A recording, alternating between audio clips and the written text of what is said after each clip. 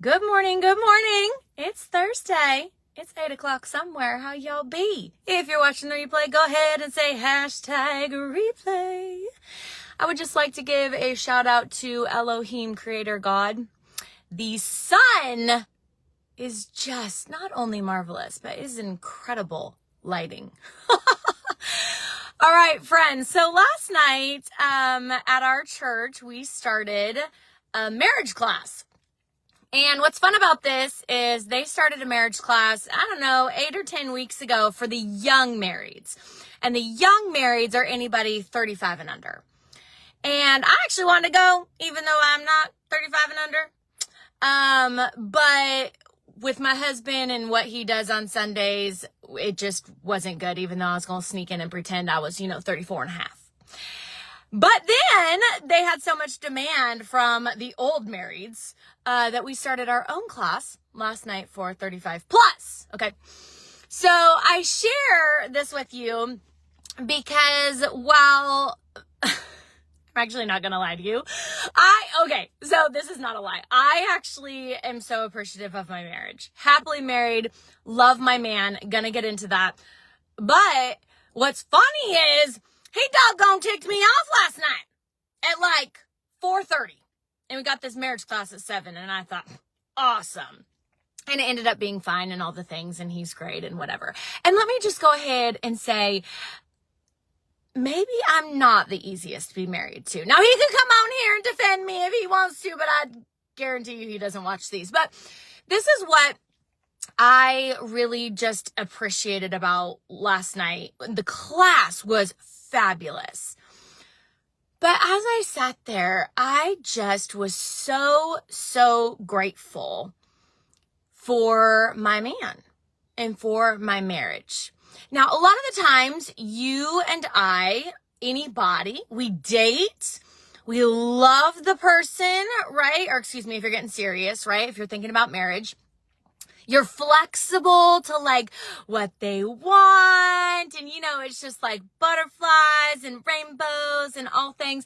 And then you get married and just over time, you tend to find maybe what bugs you, what you would rather change, what you can't stand, right? And so you go from this, you just love them so much and they can't do anything wrong to, are they even doing anything right? And I just have to say, I don't know that I have ever experienced that. We've been married. It'll be 16 years if I'm doing my math correctly. 16 years this September. I know normally the women know that. I'm like, I don't know. I'm married for life. I said vows, like till death do us part, I guess is my thing. But anyways, as far as I can remember, and I am not perfect. I already confessed. I'm probably not the most easy to be married to. I'm highly driven. I have crazy, not only dreams and passions, but also I am a person who just loves me a schedule. So if you throw me off kilter, you gonna get a little bit of sassy side because you've thrown me off, And yet, like, I could cry because while I am not perfect and while it is probably, a little difficult at times to be married to me, my husband truly is my biggest cheerleader. Like, he sees my strengths.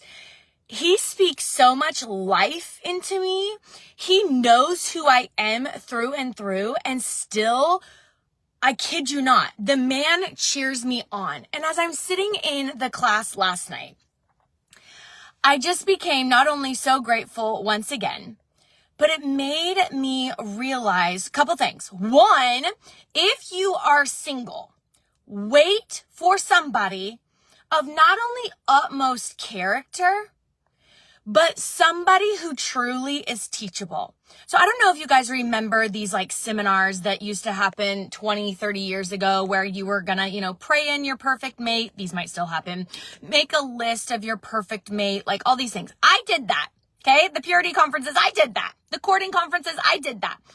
But one of the things I never put on my list was teachable. teachability. And there have been so many times where I've looked at my list and my man checks all the boxes, okay?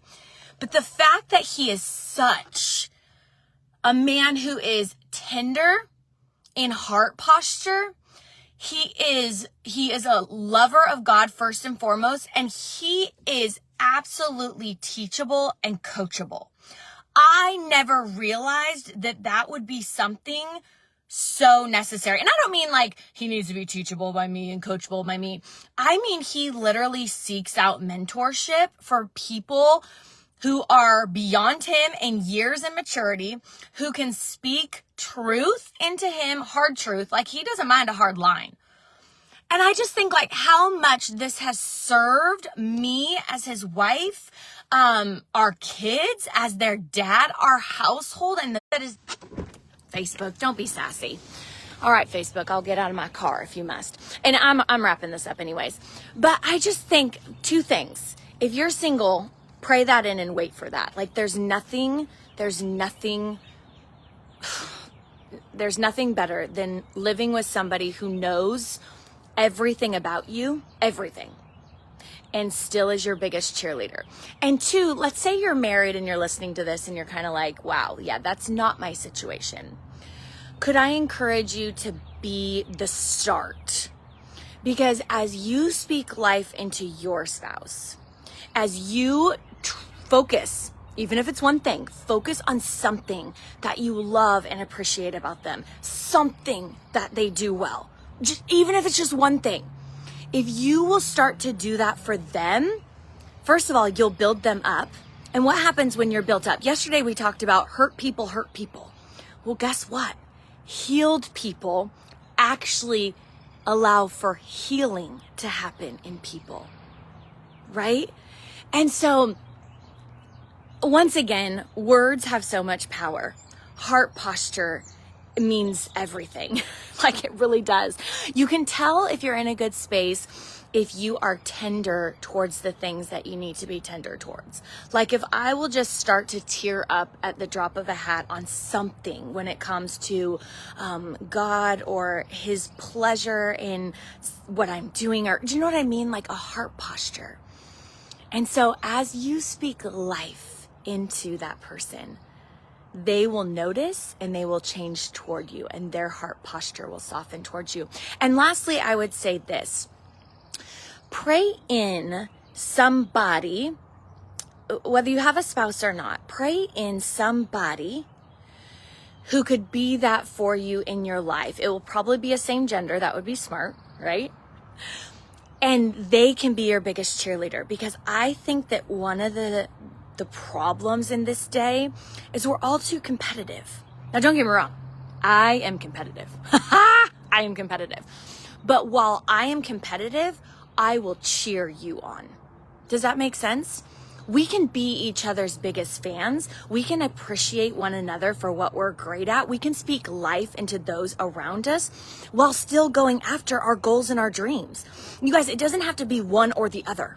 Okay? You have your gifts, your strengths, your talents, and you can appreciate that about you and how God wired you. But you can also take time to see others around you, recognize their strengths, their gifts, their talents, and cheer them on to their highest calling. And that makes for not only a beautiful day outside, but an incredible day for any individual that will cross your path.